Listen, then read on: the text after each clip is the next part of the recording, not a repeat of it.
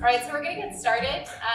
Thank you all so much for being here today. I have to say that anytime we get the opportunity to do a workshop, big or small, just to gather our community, not only does it just make me feel really excited to be here, but it's just put some energy back into my work. So I'm going to probably go back to work today really energized and excited that we got a chance to connect. Woo! Okay. So my name is Kelsey Ellis, and I am the Impact Program Manager here at ZAP.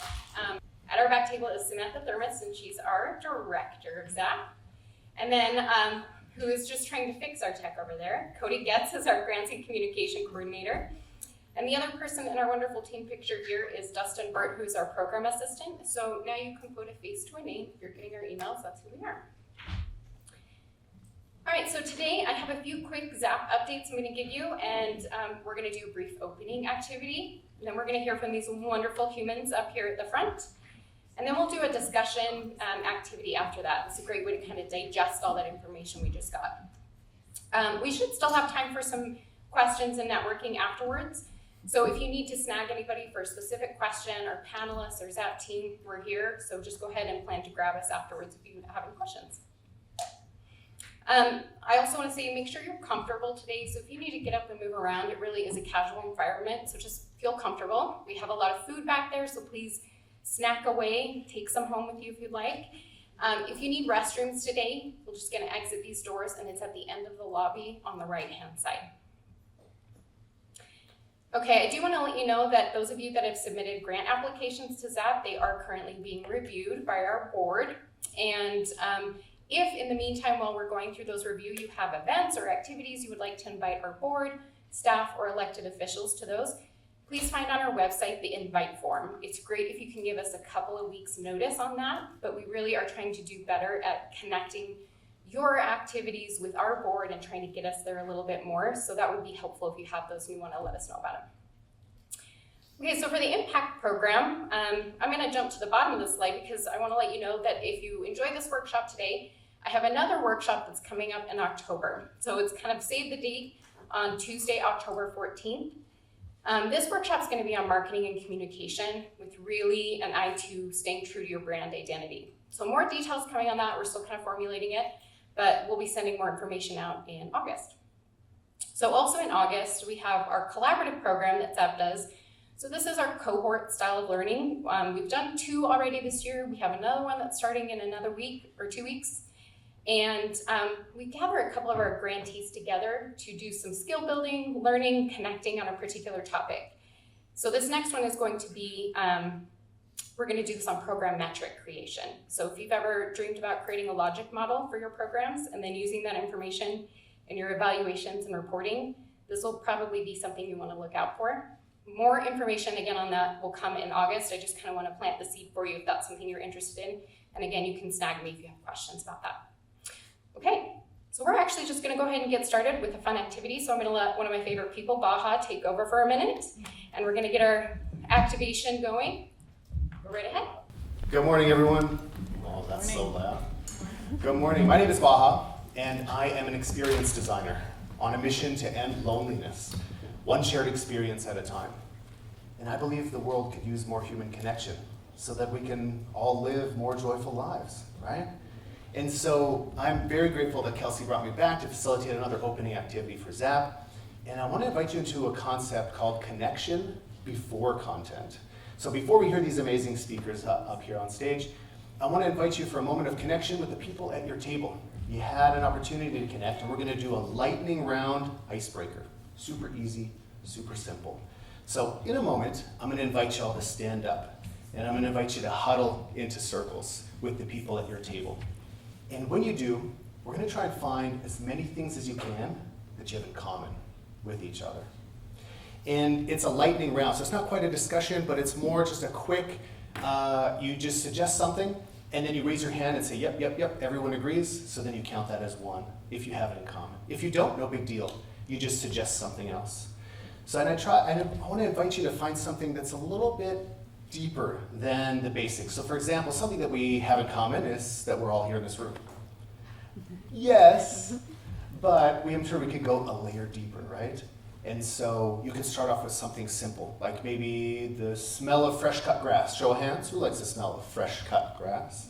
Boom, boom, boom, yes, boom. If we were all in a circle, we'd count that as one. Does that make sense? Who here's been to Thailand? Anyone been to Thailand?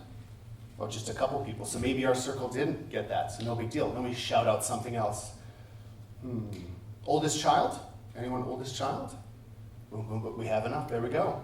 So we count that as 2. Does that make sense? Yeah. And so it's not quite a discussion, we just shout them out real quick, and everybody gets an opportunity to participate. Yeah.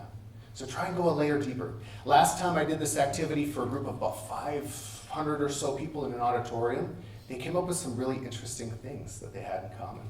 So I want you to remember the things that you had in common and count how many things you have in common. Make sense? Yeah? Can I clarify anything? Yes. That means the whole group has to raise their hands. In agreement? Yep, that you have in common. If you don't have it in common, no big deal. You just say another thing. Yeah, great question. Any others? Okay, it's a lightning round. So in a minute, I'm going to invite you to stand up, and then I'm going to give you 90 seconds to come up with as many things you have in common, so make sure we count them. Okay? Perfect. Please join me, stand up. Including our group here, yes. Yes, we can make our own group.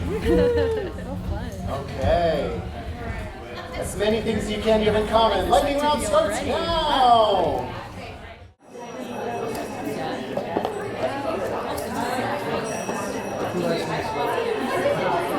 Welcome back, welcome back. Okay. Welcome back. Let's quickly hear from a few groups. How many groups got 5 things? Because they look like girls. Yeah, show hands. This table, this table, this table. Okay. How many groups got 10 things they have in common? Okay, so this group and this group? And this group and this, okay?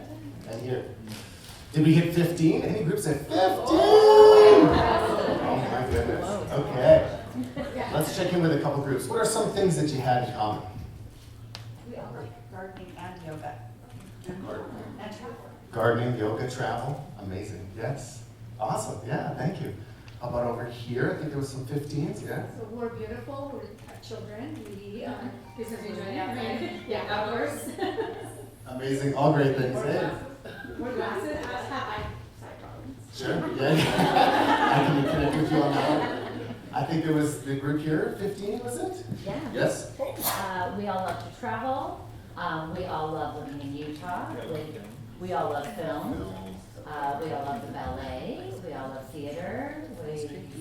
We all love pizza. Oh, you know, pizza. Yes, and theater, ballet, I love that. The last group I worked with, they had musicals. They had specific musicals. Yeah. Was this group as well? Yes. What else did we have? Love of yoga, outdoors, local events. Amazing. Yes. Thank you all. I wanted to do a quick lightning round of connection just to show that there's opportunities for us to always connect. And sometimes it doesn't have to be so hard. It can be as simple as, what do we have in common? You know, the world could use more human connection, and sometimes all it takes is for us to just step out of our comfort zone and be the first one to reach out and connect. So thank you so much for indulging us. Kelsey, I'll hand it back over to you. Okay, thank you. I just really appreciate and enjoy that. I feel like it gives a different mindset to our time together, and maybe just a little more energized, a little more ready to connect. So thank you for that. So when we first started coming up with the concept for this workshop, there was a lot of, there have been a lot of changes in our industry, potentially more on the horizon. And when we're faced with those changes in an organization where we're already doing a significant amount of work and that feels really hard, but if your board is already really informed and really engaged, and they're already really supportive of what you do, it becomes a little bit easier to have a team of people that can help you make those pivots. So that's really where the concept of this came from, and I'm really fortunate to work with all of these amazing humans that have such a wealth of knowledge that they're here to share with us today. So Holly Yocom is a partner at Pathway Group. Angela Brown is the executive director at Craft Lake City. Katie Dwyer is the Executive Director at Wasatch Community Gardens. And we did just hear from Bahaa, who is the founder of Joy Mound Events, and he's going to do another connecting activity for us at the end. But for now, we're going to go ahead and turn the time over. My written notes. So Holly brings over 20 years of experience of public, private, and nonprofit executive leadership, really extensive data-driven performance management, and public policy innovation experience. She's established a truly impressive track record of increasing accountability through performance management and improving outcomes by diligently executing strategic initiatives. So just join me in thanking or welcoming Holly.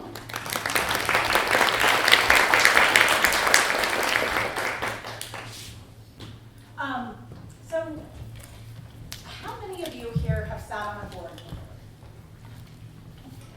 And then how many of you are leadership that work with your board? Great. So today I have the honor and privilege in my current role of working with a lot of organizations. So I do a lot of strategic planning, a lot of operational analysis, and a lot of board retreats and board governance work. And throughout that, my favorite thing that in the last 3 years I've been able to do is I get to do a lot of assessments where I come in and I send out surveys to board members, and then I interview board members. And so when Kelsey called me when we were talking about this, I was thinking, oh, I do board governance training, I do this training, but I started thinking about, I'm gonna go back and look at, over the last 3 years, every board evaluation or board questionnaire that I've sent out. Because who better to ask about how the board is operating and how they feel and how they want to be engaged than looking at the board itself and seeing what their responses to these questions. And so a board evaluation is really a tool where you get to say to board members, how do you think the board meetings are going? How do you think your time is being spent? Do you understand the concepts that are coming forward to you? How could it be better? And so today I'm going to talk a little bit about what we've heard in those surveys over the last 3 years to sort of help you think about how to engage your board. And I thought I'd start with a little, a couple of stories about my board experience. So I always love it when over the last few years, I'm in a role now where I'm always being invited to either speak or hear other people speak about board governance. And so I pulled this from some presentations recently that I've listened to about board governance. And I just want to read this to you. So what is board governance? It's nonprofit governance that refers to the framework of laws, policies, and practices by which a nonprofit organization is directed and controlled. It oversees the responsibility of the board of directors in overseeing the organization's mission, financial integrity, legal compliance, and strategic direction. Why we have D&O insurance, right? Is those things. Board governance comes from state laws, federal laws, articles of incorporation, bylaws, hopefully you all have those, board policies that you set forth, and best practices. And then there's the duty of care, the duty of loyalty, and the duty of obedience. So I would say probably 8 out of the last 10 board governance presentations all have this in there. And as we talk about with the board and the staff and the ED, it's sort of everyone blazes. And they're just like, what does that mean? So what I really wanted to talk about is the puzzle pieces that make up all of that work. So we all know that we have a structure that we're supposed to operate within. And we want our board members to come, we want them to be engaged, we want them to understand. And if you're an ED in the room, it's a lonely position to be in. And you want your board to help you, but also your board is busy, they have a lot going on, and it's hard to engage them. So I wanted to talk a little bit about the role of the board. So I want to give you a couple of examples. I remember I was probably 21 and I was appointed to this board in the state of Utah. It wasn't a nonprofit board, it was a government board. But we gave out a lot of money on this board. And I was pretty young, I was the youth member at the time. And I would go to these board meetings and I had no idea what was going on. They were using terms that I didn't understand. They were talking about, we were reviewing grants. And then at the end of the meeting, when we start allocating dollars, the board chair would just give out the money. And I just sat there and I spent my time. I reviewed every one of those grants. I had ideas about how the money should be spent, and it never aligned with the board chair. So finally, after about 5 meetings, I raised my hand, and I was intimidated. I was young. I was the youngest person in the room. I was the youth member. And I finally said, well, I don't understand how you're allocating out these dollars. Like, is there a metrics you're using? You know, how are we making these decisions? And he said, oh, well, I just kind of look at it and say, we have this many dollars, there's this many groups, let's allocate it out. And I was like, wait, no, we should come up with the metrics. We should, you know. And every board member, like, sitting around the table was like, huh. And I started thinking, I don't think anybody here knows what is happening either. I don't think it's just me. But I felt very lonely at the time. So then fast forward to 10 years, sitting on one of my first sort of big hit boards is what I would say. This was a pretty big organization in the state. They had a great operating budget. And I had the privilege of working at Zions Bank for a few years. And I would sit in, I worked with, at the time, the controller for the company, the CFO of the company. So I was in all of their budget meetings. I hadn't worked in a nonprofit yet, but I was on this nonprofit board. And every meeting, when we would discuss the financials, there were conversations and there were questions and everybody was engaged. And then I would go to my nonprofit board meeting and there were no questions. Nobody was engaged. And it just sort of, we would approve the budget. And after, you know, a couple of meetings, I started like realizing, I feel like when I'm looking at the financials, like things aren't going great. But nobody was saying anything, and I was new to the board, so I just kind of continued for the next couple of board meetings. And then finally, I raised my hand. I spent some time like digging into their financials because I'm that person that wants to understand the financials.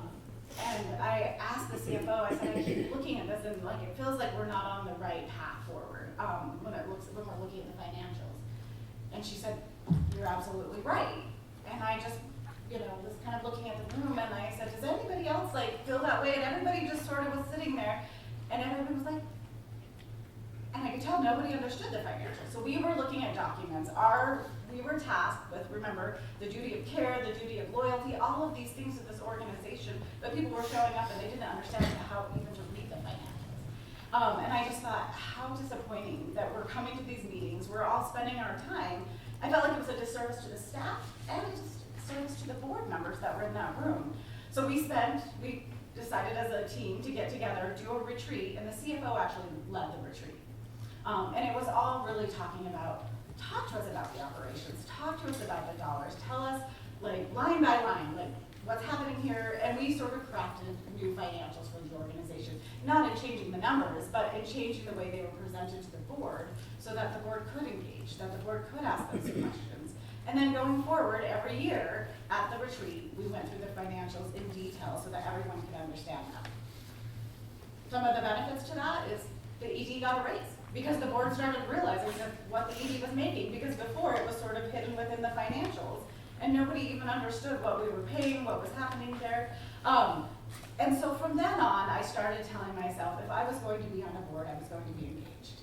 And you know, I have been on boards where I haven't been the best board member, and I try to step up and say, I don't know if I'm doing a good job here. How can I better help you, better support you? And having those conversations with the ED.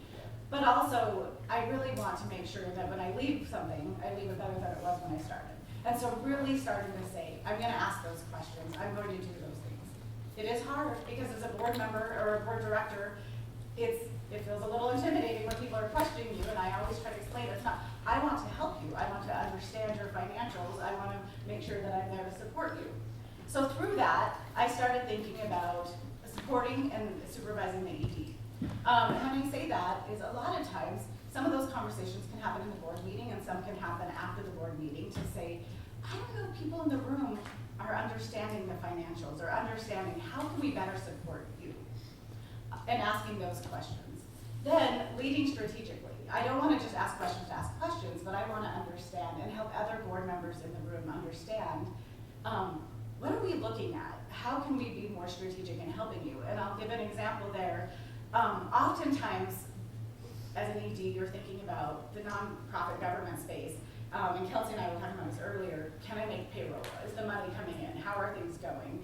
But we forget sometimes to talk about where are we getting those dollars? How can we be more strategic in getting those dollars? And where is that money coming from? And sometimes when you're up there presenting, you're just trying to get through the board meeting because it's another thing you have to do.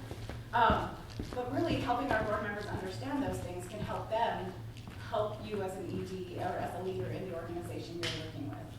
Financial sustainability. Over and over I say that if the board really understood the financials, they could step up more to support you in the position that you're in. And so the more that you can help them look at your financials, see where the gaps are, see where money needs to come from, and see how to reallocate those dollars in the future, I will say it will help you as an ED move the organization forward. And then healthy governance. Looking out for new board members, looking out for people that can support your organization. Those things are all really important. And then last but not least, be an ambassador. And I'm going to talk a little bit about this as we go on, is oftentimes I feel like we don't give our boards the information to be an ambassador. We give them a lot of reporting, we give them a lot of information, but are we giving them key takeaways? Are we telling them with a snapshot what we want them to be selling on our behalf to the general public? And I think we forget that sometimes as we're going through our work. So again, these are some slides that I always talk about. Being an effective board member, what does that look like? You know, advising us, you know, staying out of the day-to-day operations. I always think that's important for board members, unless it's a working board, to understand that. To be visionaries, to think about the future of the organization. I don't know that this really helps board members when they see this, understanding what that means. You have your board expectations. Hopefully you all have these listed and you created job descriptions where you're telling your board, I need you to be responsive when I send out emails. And if you can't be, what's the best way to communicate with you? Is that a text? Is that calling you? I know sometimes I'm better with text than I am because my email box gets full. So, you know, making sure that's communicated. Thinking about contributing to the organization. Some of you may have give or get, some of you may not.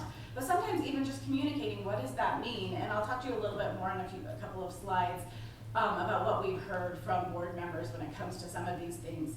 Board recruiting. Again, these are all things that are board expectations, but are we really talking to our board about what that means? So I start with knowledge is power. And I'm going to start with all of you in the room. I often have also seen where EDs don't quite understand their financials either and understand how to present their financials.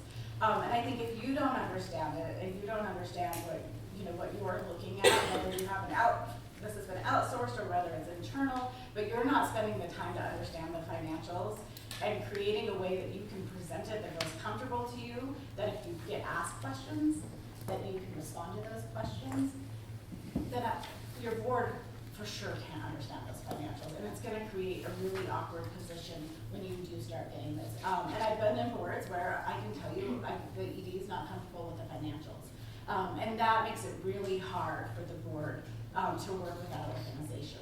And I think sometimes you're busy, and if you have a staff person whose job this is, you're like, oh, they can take care of it. I was presenting on a board and a panel a couple of months ago, and even the person sitting next to me when I was talking about knowledge being power with the financials, they looked at me and they said, I need to get to know my financials better. Because how do we expect our board to lead and to be engaged if we're not giving them those tools? And it first starts with all of us in the room. So understanding your financials and knowing that. Understanding your organization and what you want them to be promoting for you and what that looks like. Understanding your donors and how you're currently reaching out to donors and how they can support you. So knowledge is power. And so I know as an ED, you have those emails, you have to make payroll, you have all of these things going on. But I will say starting first with looking at how you're running your organization and you're running your board is really important. Then I started thinking about what formats are you using. More and more as we work with clients, we're even like talking to clients less about writing reports for them because we know that a lot of people are kicking them back and reading them. We're all getting our quick bits of information. So looking at your board packet to say, how am I presenting it? A lot of people we work with are visual, so seeing things on a screen and seeing it with graphs we found is really helpful. How are you presenting your financials? Budget to actual is a really great tool for board members. Where were we last year? Where are we this year? What is the difference? So they can start really thinking about how is the organization changing year over year. I've been to some board meetings where they don't use these. I've worked with some organizations and we've done a lot of surveys where we ask people, like, how do you feel about the financials? Number one, I don't understand the financials. Our number one thing we hear back from people, I don't understand the financials. Number two is, I don't know exactly what they want from me as a board member. So starting to think about, as you're putting together your financials and you're asking for for approval of a budget, it's one thing to vote and approve the budget, but it's another thing to understand how is the organization moving forward? Are we paying, the biggest gripe we're hearing right now is staff feel like they're not being compensated. So understanding that compensation line, it's one thing to say, okay, we paid this much last year and we're doing this, but what does that mean? Like, are your staff at market? What does that look like? And really helping your board understand. And I'm not saying you need to give them every single dollar in detail, but really thinking about what is it that you want your board to help you with, and how can your financials and the way you're presenting your material help them. I will also say, I put graphs on here. I think graphs are so important. Even just showing, let's say, I would use it quarterly, for example. How many people you served this month, this quarter, how many you served last quarter, and what that looked like last year. Those small tidbits of helping your organization from a board perspective. So less about writing, less about those paragraphs. I've been in meetings before. I've sat in a room where I was pretty sure nobody in the room read the packet I sent out.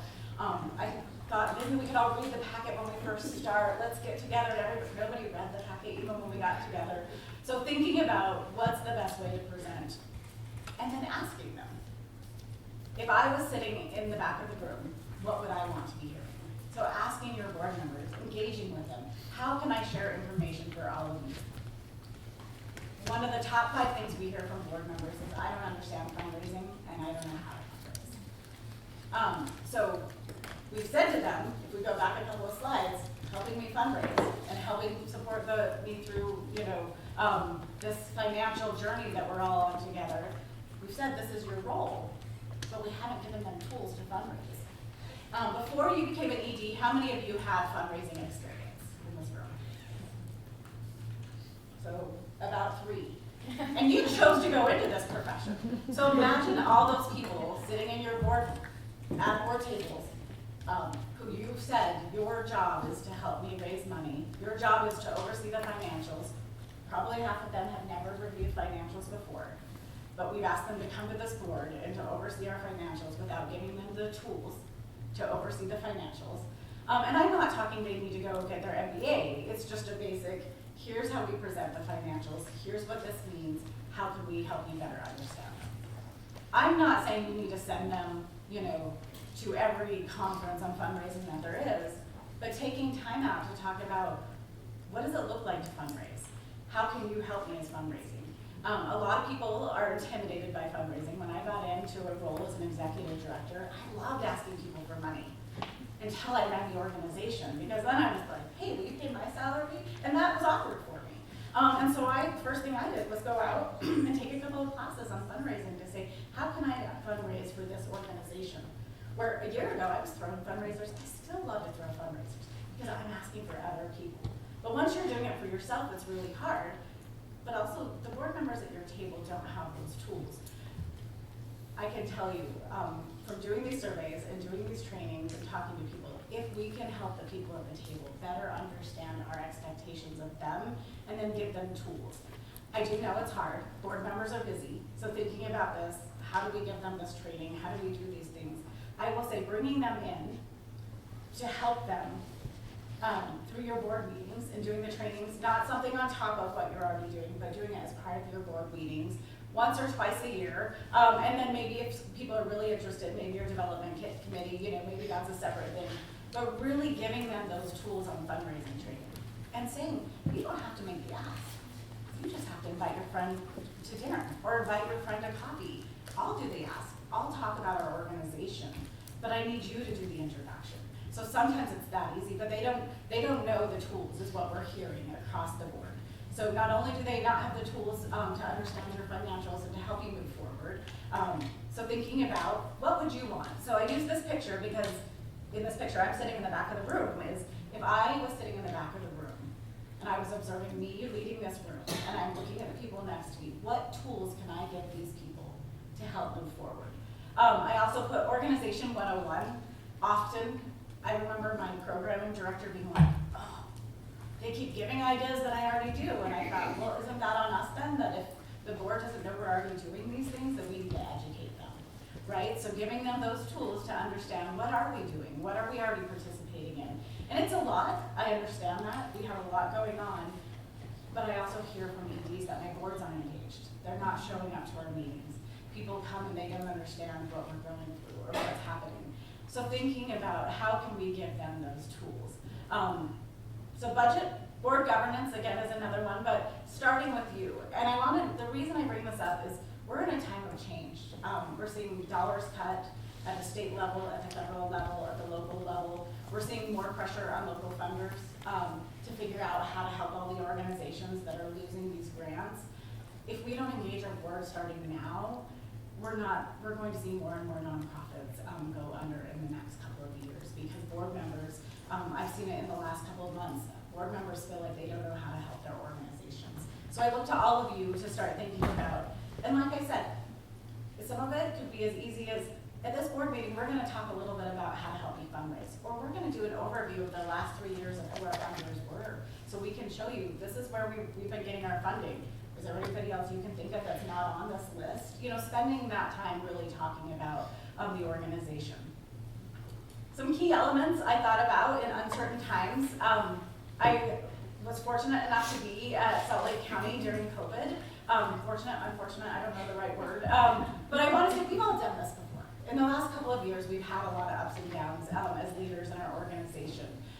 One thing I always say is thinking about your mission. Why are we here, and reminding that. So as things are happening, as things are getting cut, it can be really easy to focus on the negative. But I would say to all of you to talk to your board about the mission. Put your mission statement on the top of every agenda. Remind everybody, why are we here and why are we doing this work? Because as soon as we stray away from that and the stress comes out, we lose that. And so reminding everybody, grounding us in the work we're doing. Thinking about prioritizing staff, the work you're doing in the community, overall else. And so some of that may be, you know, having to step back sometimes from the pressure. There's nothing for a staff member worse than hearing, you know, the board and the ED talk about, are we going to make payroll? Because that impacts their family. So thinking about if you're communicating that, how are you communicating that? And what are they hearing, the people that you're working with? I say communicate, communicate, communicate. Even if it's a weekly email with just 5 blurbs, we got this money this week. Telling your board where the funding came from that week. We didn't get this money this week. Those are big deals that you don't want to wait for a month to tell your board at the next board meeting that money didn't come in. You want them sort of thinking about this. And I wouldn't be the boy who cried wolf, but really just sharing information in a way that's streamlined, that your board's hearing it, and that they can take action in between board meetings. And that action isn't a vote, but that action's saying like, oh, last week I heard from Angela that we lost this grant. Maybe over the next couple of weeks, I can think of someone else who might be willing to come in and fill that ground for us. So giving them little bits of power, not overwhelming them, but keeping them informed on what's happening, especially when times are uncertain and you're worried about what's happening next. Activate task force. And really, I think of this a lot for planning. Sometimes we have committees, and I will say a lot of people didn't quite understand committee structure either and what the committee's role is, unless it's a development committee or an executive committee.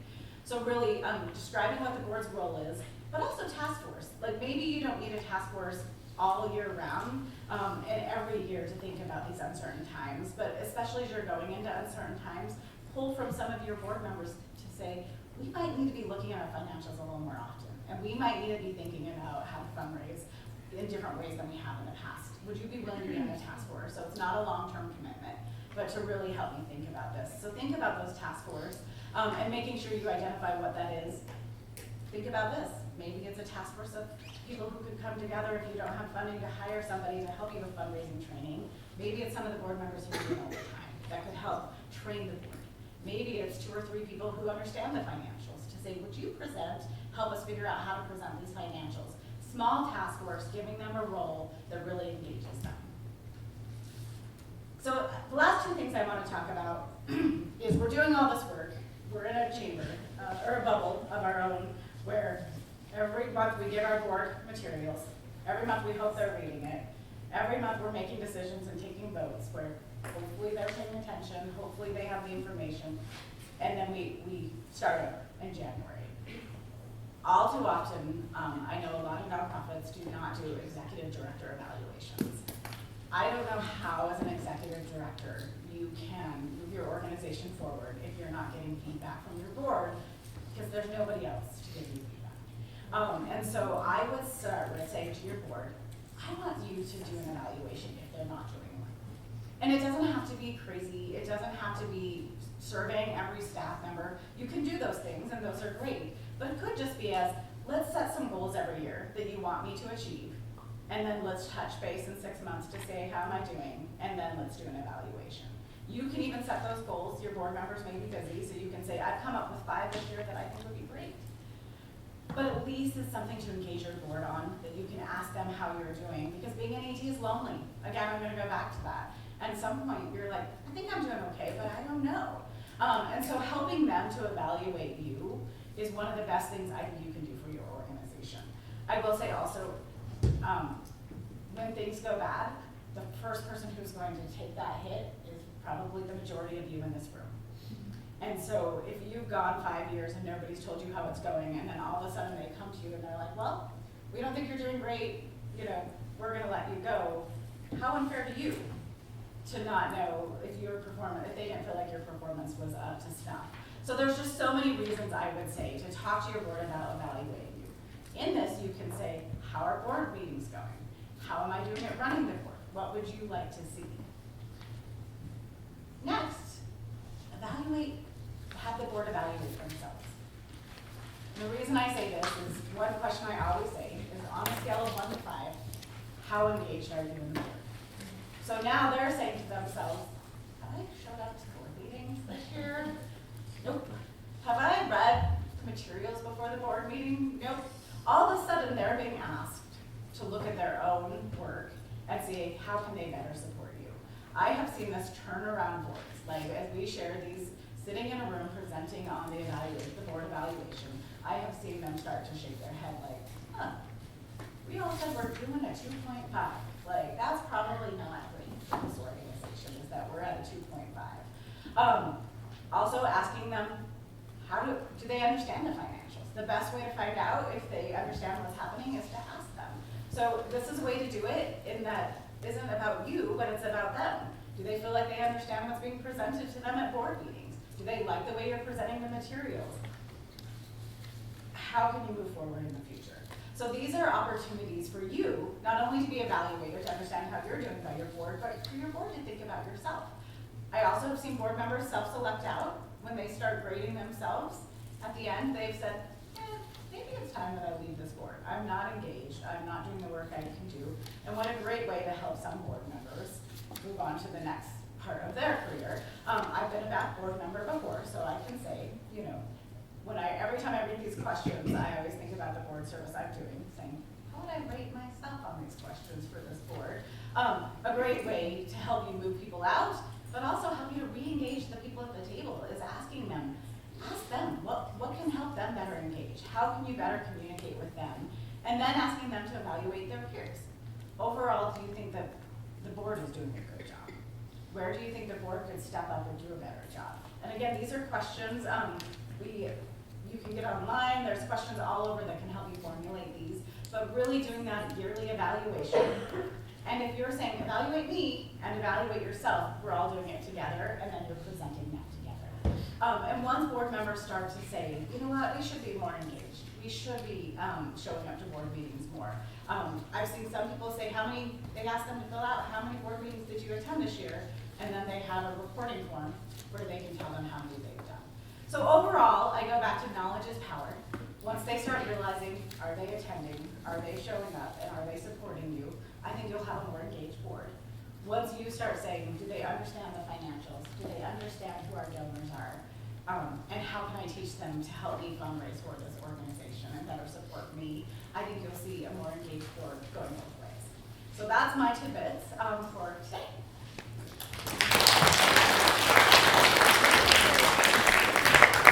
So I have had Holly present a few times to different groups, and every time I learn something new. So I really always appreciate the great tools that you suggest and like the questions to ask, right?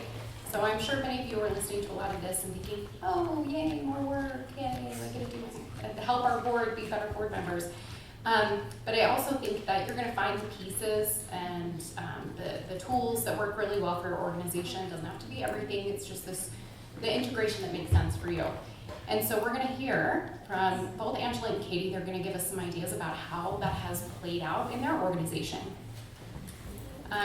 I'll go ahead and I'll give you a big welcome first. So Angela is the longtime publisher of Slug magazine and the founder of Craft Lake City, which is Utah's largest local-centric art, music, science, and technology nonprofit organization. And right on your tables, you'll see some flyers for the upcoming event. It is coming very, very soon. Angela's work has earned her the Josephine Zimmerman Pioneer in Journalism Award, the Salt Lake City Mayor's Artist Award in 2024, and recognition from Utah Business Magazine is one of 30 women to watch. So I'm really happy to have you here, so go ahead.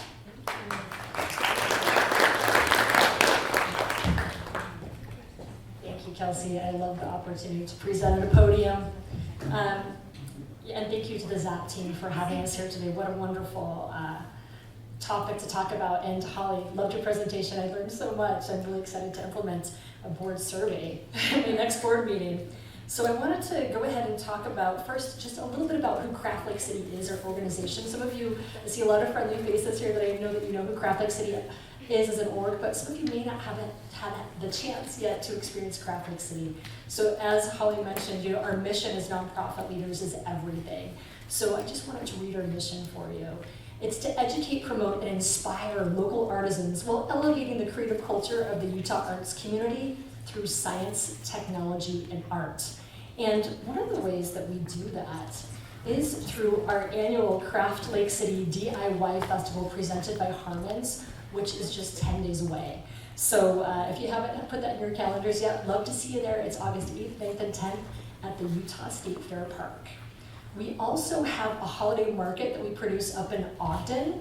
And our mission is to elevate Utah's creative culture, not just the community of Salt Lake City. So it's really important that we do programming in other areas of the state. We also have a partnership with Midvale City called Letter West, and this is a really unique conference where we celebrate the art of contemporary hand lettering. So this can be everything from graffiti to sign painting to old-time calligraphy. It's really a beautiful conference, so check that out, coming up in April. Of course, we have a lot of other programs that we do, but that's just kind of some of our largest ones. So of course, follow us on social media to find out more about the organization.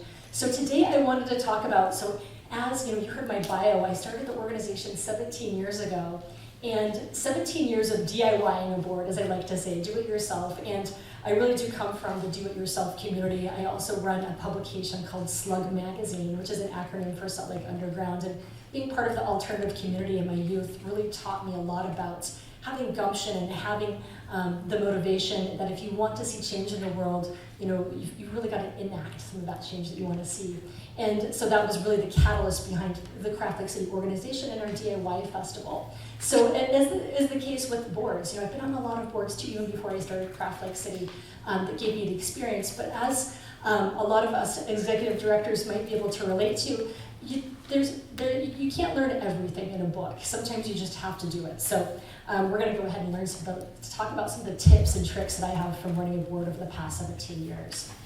The first one I want to talk about, this is a tattoo that Courtney Blair, she's a radio DJ on Afternoon called Afternoon Delight. She's on KRCL. Afternoon Delight's a Saturday program, so check it out. But she was our longtime graphic designer for the organization. And she got this tattoo when she was working for us. I just love it. It's got some pictures of some flowers, and it says, fail, learn, grow.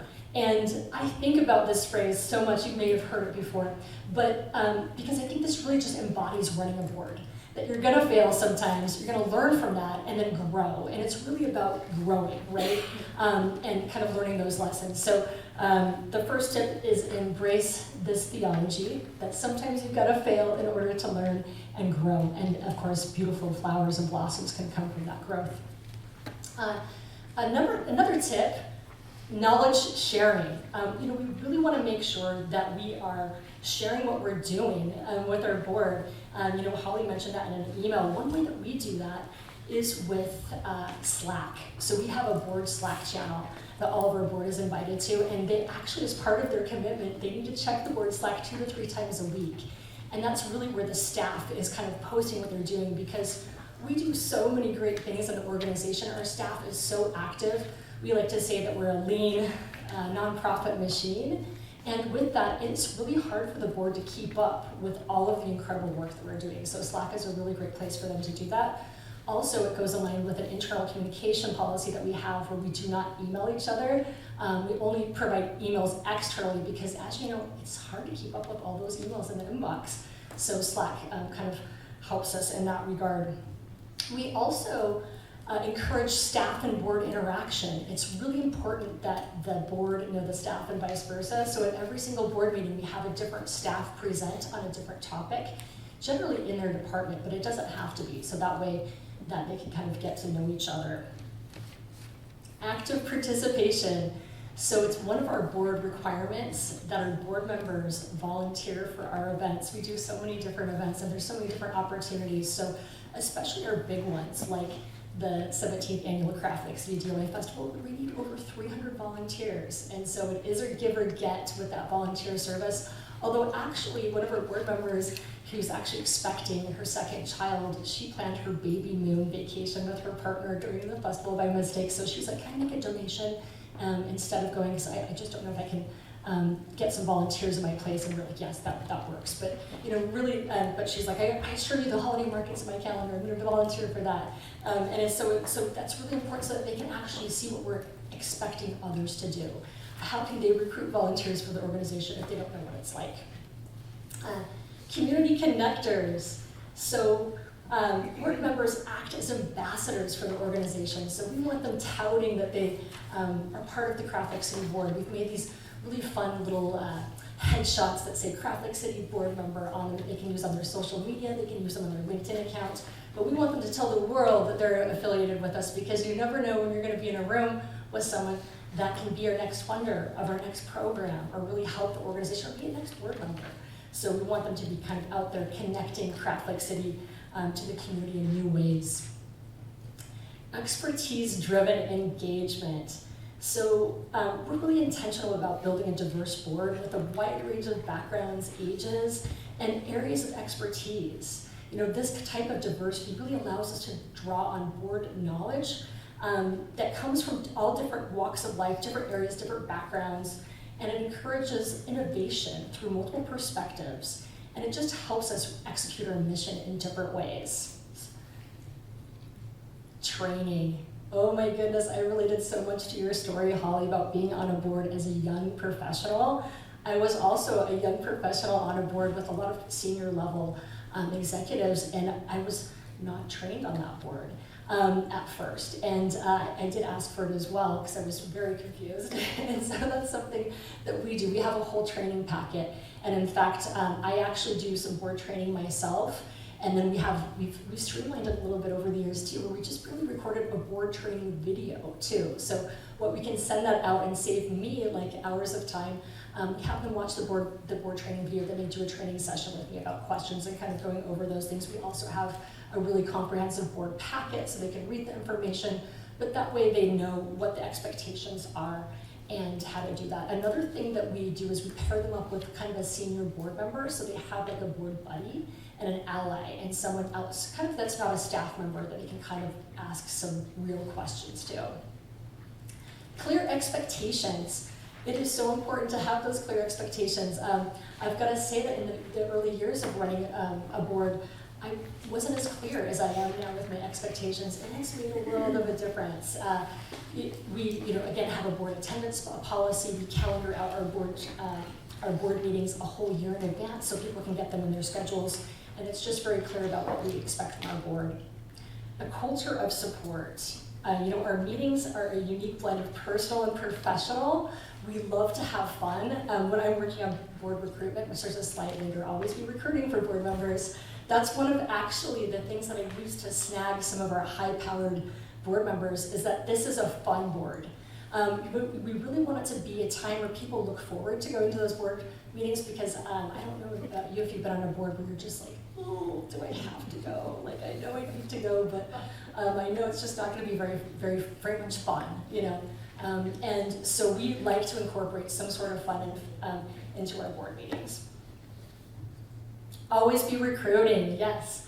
So we stagger our board terms, which we'll talk about that in just a moment, but it's really important to always be looking for that board member that might have that skill that you need, especially because it is important for healthy boards to have transition periods, right? Not to say that you can't, according to your bylaws and terms, leave a long-term board member on your board if they're really doing great work and if it still makes sense to, but there's always kind of an opportunity to meet that board member that might help the work. So always think about that. Even if your ask might be, hey, our board's full right now, but would you be interested in joining in 2 years from now? Or I understand that you're overcommitted right now with your board's duties. When you leave your current board, would you be interested in joining mine?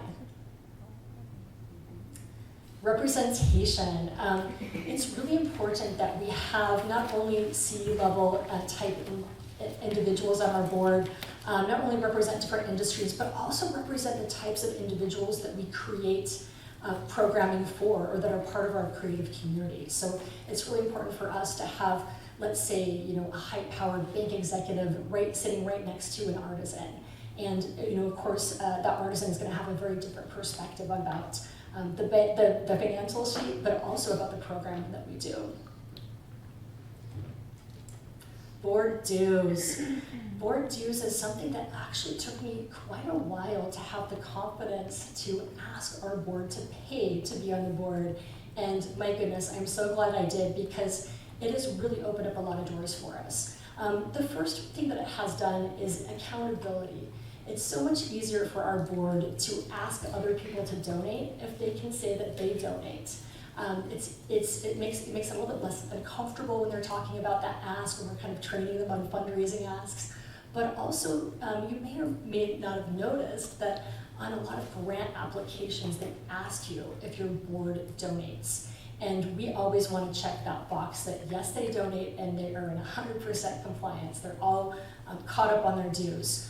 So we actually changed the way that we do board dues recently that has been so awesome. So when we onboard people onto the board, we have them confirm right away how they're going to be paying their board due. Of course, they know in advance as part of the recruitment how much our board dues are.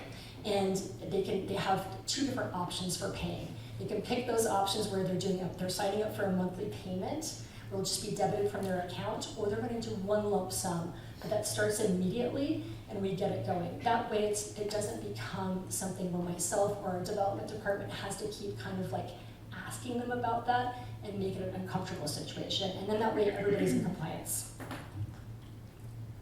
Standards, know when to flex.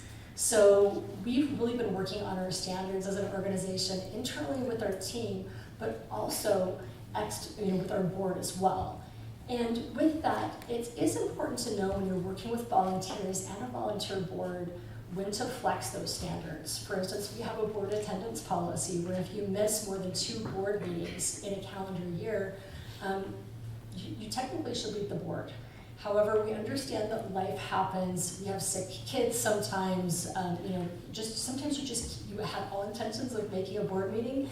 You're going to miss it and put you over that 2 board meeting miss. So some things that we have done, of course, all of our meetings are hybrid now, which honestly, because we don't have the best tech setup, it doesn't create the best environment for someone who's on the hybrid call, but it still allows them the opportunity to connect.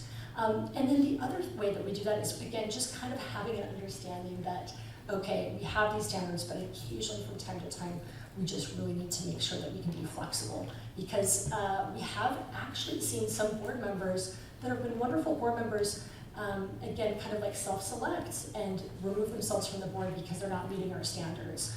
If we can kind of have some conversations that maybe it's okay they missed a board meeting, they can still stay on the board. So really just picking those battles. Volunteer. It is so important that our board volunteers. And again, I mentioned we have so many great opportunities because we have so many events for our board to do that. But volunteering can come in a lot of different ways. So if you're not an event-driven organization, get creative, work with your board to talk about what volunteering can look like outside of a board meeting. But we find that it's so important for relationships and for connecting. Staggered terms. Yes, so we have all of our board terms staggered. That way we do not have a mass exodus off of our board. So we do 2-year and 4-year terms. That being said, of course, we also let people know that if life happens and they have to end their commitment early, they certainly can. That seems to help us confirm a lot of C-level and really busy individuals on our board that might be a little afraid to make a commitment. But yes, stagger those terms. That way, again, you're not ever in a situation where you can't have a quorum or you're just down to your bare minimum of board members. Tip number 16, working board meetings. I love working board meetings. I think we've all been on boards where we didn't realize that we were signing up for another part-time job, right? And well, I love a working board too. And Craft Lake City actually started out as a working board, being a 100% volunteer-run organization for the first 7 years. I'm very happy to say that we are now able to conduct our board meetings in a way where they are working board meetings. And of course, not to say that there aren't homework assignments from time to time, but how can we make our time together more efficient? Have a 90-minute board meeting, have enough time for updates, but also really get some work done. And we just have heard such great feedback from our board members about it. It's helped with board recruitment. And again, it makes it more fun. It makes our board members feel like they're doing something and not kind of just showing up. That was also something that I experienced as a board member on some boards where I would show up and I'd be like, okay, I'm ready to help. And then I felt like I didn't really do anything. I felt like I still learned some things and gained time from the experience, but I really wanted to add more and contribute more. So we really think about that with our board meetings. And tip number 17, one of the most important tips in my opinion, which is to make your board meetings fun. I mean, that can be anything from bringing snacks, it can be, bringing in a guest to do an exercise like we all experienced before this. It can be, we started off with what we call an icebreaker. So we have a new question of the month that we ask, and we go around the room, and it could be like, what's your favorite movie? Or like, what are you excited about with the DIY festival coming up? And everybody talks about their favorite item to the question. So having some way to kind of connect and just start the vibes strong, but really thinking about having fun, because board meetings can get dry really quickly. So just being conscious about, can I bring some treats? Can I mix up the tables in a different way? Can we move the board meeting to a board member's house? Can we make it a potluck? Like, what can we do to just mix it up so it's not just the same thing over and over and over again? So those are my 17 tips for how to manage a board successfully. And I'd like to invite you all to follow me on Instagram. And if you would like tickets to the DIY Festival, just give me a DM. I'd be happy to send you a pair. It's coming up in 10 days, as I mentioned. If you haven't had the chance to attend the DIY Festival and see the incredible work that our team and our board do for the creative community of Utah, please do. I do see one of our artisans is here in the audience, Amy from Bodacious Biscuits. A little shout out. But yes, please do DM me if you'd like to come, if you've never been, and I'm happy to send you some digital tickets to attend. So thank you again for the opportunity to share a little bit about what I've learned over the past 17 years.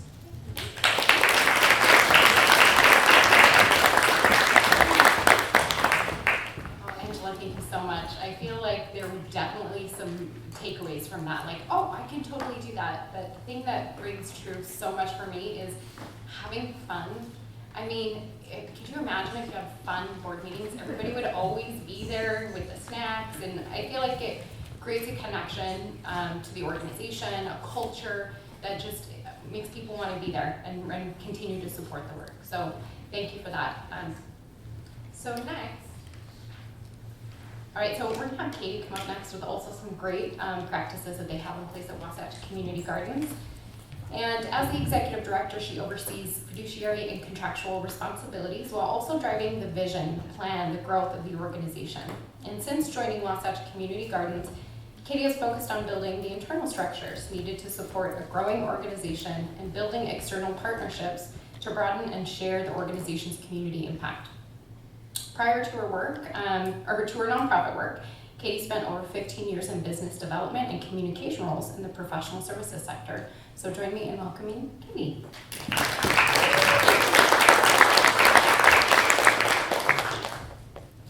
Hello, everybody, and thank you for having me here today. It's a joy to be here, and thank you, Holly and Angela.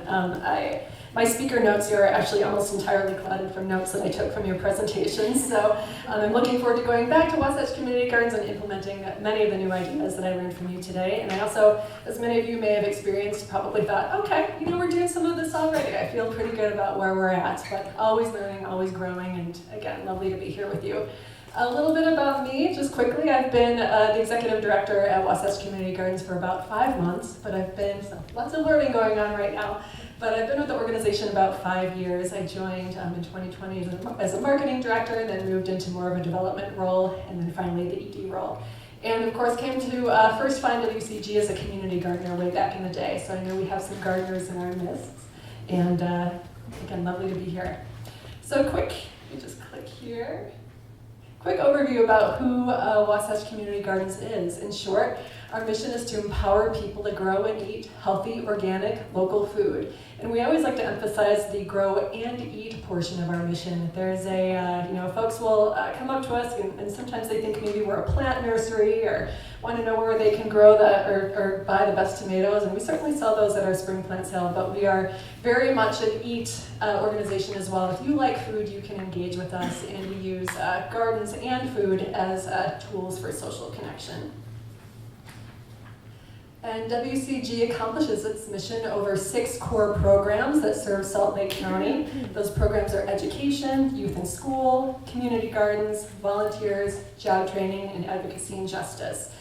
We have over 20 community garden sites across the valley, 2 job training farms that we are currently building out in the Glendale neighborhood. You are all welcome to all of them. You visit our website for more details. And as I said, we're gardeners, but we also love food, as I'm sure many of you do.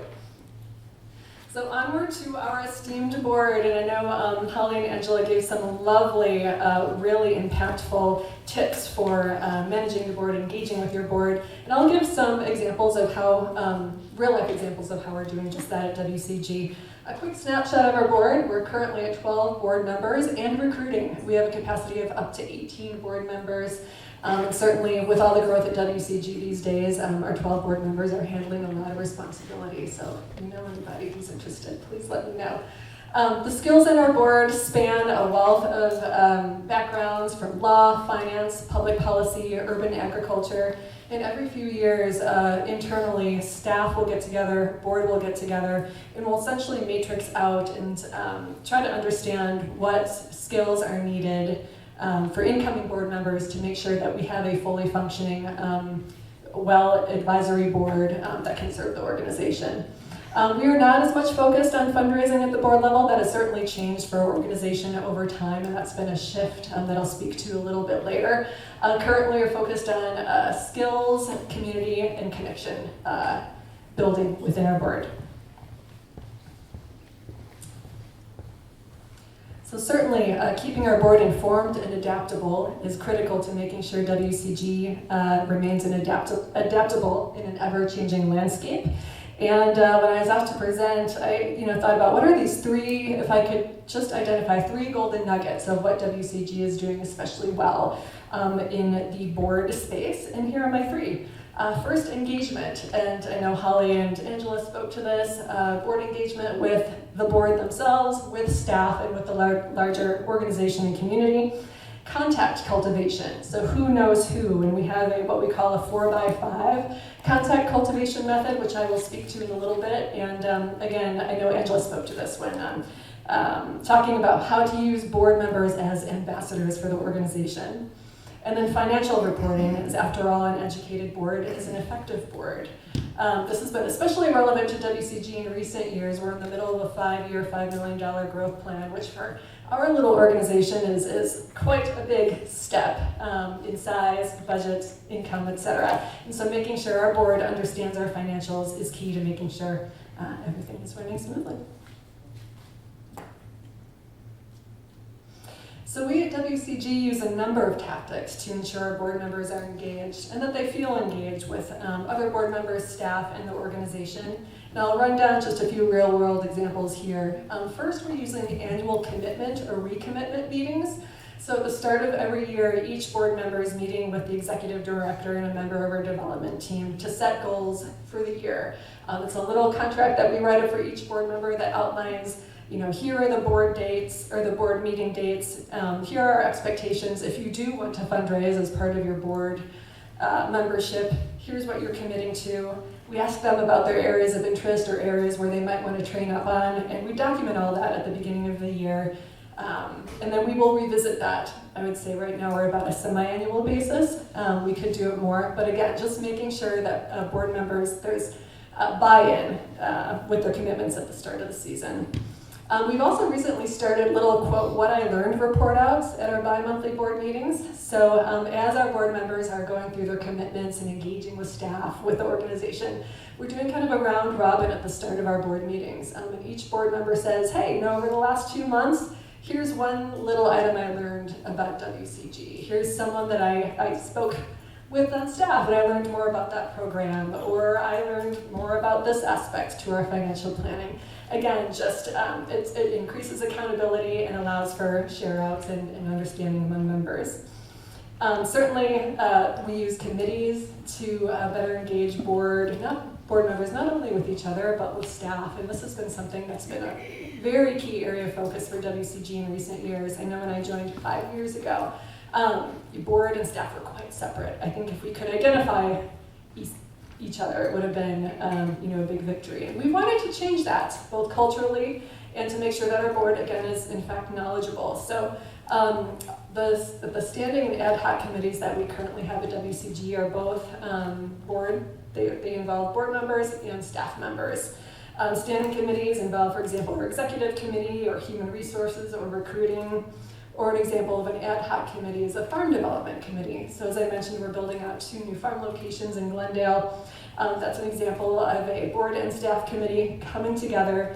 Staff is educating the board about where we are in terms of just construction build-outs and permitting for these new sites. Meanwhile, the board can weigh in on, oh, hey, I know somebody in permitting, or have you tried this strategy? What about community engagement now that we are in a new space? How are we making sure that we're good neighbors and responding to community need? So as having been a staff member and now the ED at WCG, these combined committees have been just priceless for us in developing staff and board relationships.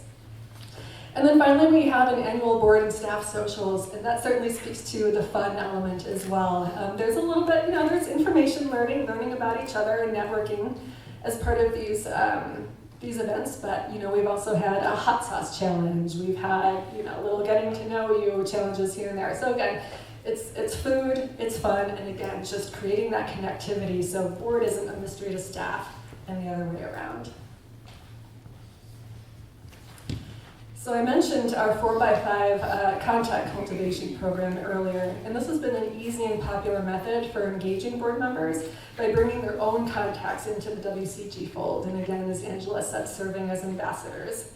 So 4x5 stands for, there are 4 WCG touch points across the year expected for each of 5 personal connections that a board member promises to bring into the WCG fold.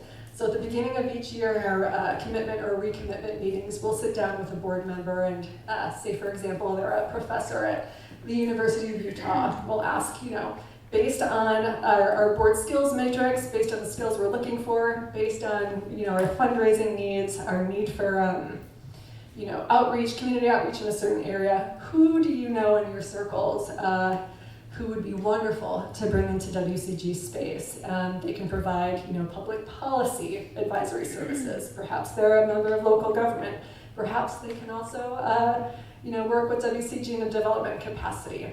And at the start of the year, we'll identify who those 5 people are, and then also identify the 4 touch points that the board member is going to use to bring those individuals into the fold over the course of the year. So we offer opportunities from, touring our garden sites with the executive director or attending a fundraiser. There are volunteer opportunities. We'll map those out so the board member knows who they're inviting to what WCG events, and then we will, again, meet with those board members at least semi-annually to make sure that there is accountability to do what we can to support them in making sure that those folks are brought into the fold. All right, so finally, financial reporting with our board and making sure the board is fully apprised of all facets of our growing budget has been a key area of focus for Wasatch Community Gardens. As I mentioned, WCG currently has a diversity of funding sources from individual giving to corporate sponsors, grants, and municipal contracts. And we are in the middle of a large growth plan. So when we're looking at our budget in terms of income and expenses, there's a lot to go through, and accountability and understanding is absolutely needed to make sure that we are hitting the goals of our growth plan. We work with our finance committee. We meet as a board bi-monthly, and the finance committee meets a week before that.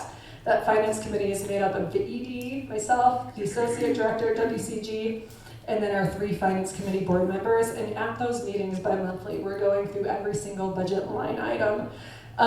It takes a little while, but again, it's making sure that at the very least 3 folks on the board with finance backgrounds are very integrated into budget understanding. When it comes time for the board meeting a week later, one of those finance committee members is the one presenting the budget. Again, it creates some accountability for our board in terms of making sure they're understanding the numbers. I'm certainly there, our associate director is certainly there to back up anything, any questions, answer questions, and back up the finance committee member in presenting the budget. But again, it's a way to develop ownership when you're on the finance committee.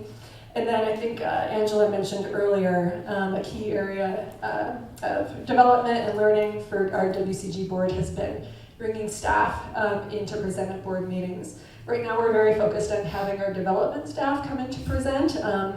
For example, corporate sponsorships is an area that we are really starting to grow out at WCG. It hasn't been an area of focus in the past. So we have a new development director on board, and at our meeting on this upcoming Monday, for example, our development director will be explaining her role, explaining our strategy, our targets, and then reaching out to the board. You never know who knows who. Many of our board members have corporate backgrounds. They've been working for quite a while. What can we do to use those board connections to make inroads with our corporate sponsors? So that's in a nutshell what we're working on at WCG. We're always working, always growing. In terms of what we're continuing to work on, recruiting is a big one for us. Like I said, we're at 12. We have the capacity for 18 board members. Continuity across board and staff committees is something we're looking at as well. So I mentioned the committees earlier. They're each membership on that committee or service is a year long each, and we're finding that when everybody rolls off in a year and a new committee comes on, we need better documentation practices to make sure we're not reinventing the wheel every time.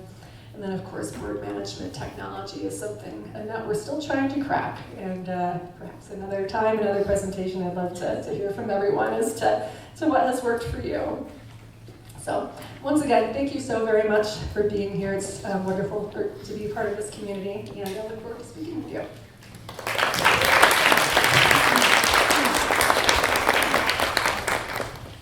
I just feel so privileged to be able to have had more of an opportunity to get to know Katie, and I think she had some really great nuggets in this presentation, so thank you so much. And if you can just join me one more time in thanking our presenters today.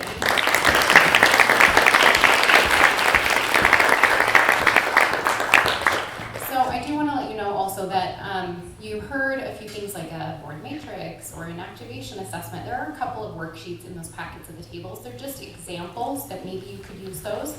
But I will also say that maybe you have a little bit there, you have a couple questions, just plug it into AI and you'll probably get some also resources and tools. That's easy. It's your free intern. That's what I like to call my AI. So they'll give you some good tools there. But we just had such a great amount of information that has come to us, so I think we're going to take a minute to digest and understand that while we have these amazing humans up here that have great resources and experiences, we're actually sitting among humans that have great experiences and great expertise. So as a way to connect, we're going to do another wonderful Board of Advisors activity. And I do want to let you know again that if you have questions for any of the ZAP team or the presenters, we will be around after, but we're going to do this fun activity to connect with one another at our table. So, thank you so much. Thank you. So much great knowledge sharing up here from the evaluations of the board and the ED to the 4x5 matrix. So cool. I love how it's actionable. Yes, and a common thread, have fun. That's my favorite one. What Angela mentioned about knowledge sharing is one of your tips. That's what we're going to engage in right now. So there are some colorful cue cards or index cards on the table there. Each person can grab one. And we're all facing a challenge, something at our board, something that, a burning question, something that keeps us up at night. And so I want to invite you to write down a clear and simple challenge or question that you're struggling with, that you'd like some advice from other people in the room and other people at the table. There's a genius in the room, and we want to source that genius. So whatever the challenge is, the thing that keeps you up at night, write that down on the card, and then I'll give you the next step after that. We're all going to give each other a little bit of advice and tips on how to solve that challenge. So I'll give you just a quick minute or two to write that down.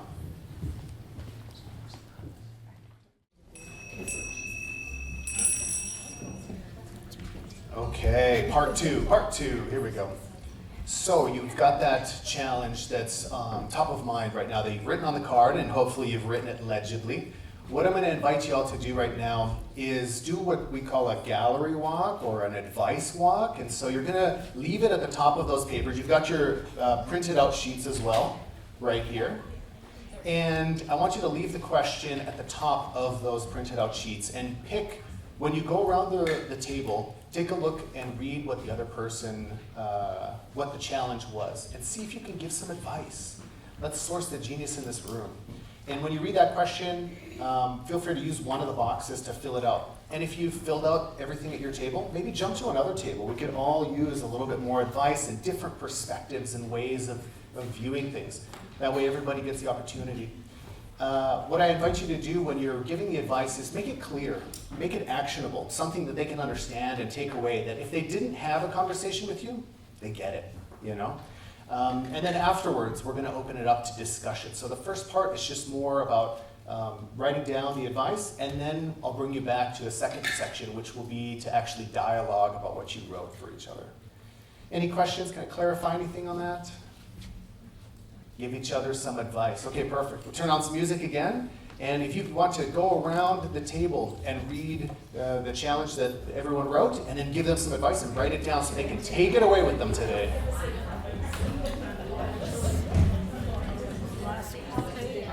Okay, friends, I just want to let you know that I want to thank you again so much for being here today. I do want you to continue your conversations if you want. I feel like we're getting some really great ideas and tools just from one another, and also spending time kind of digesting all that information we just got.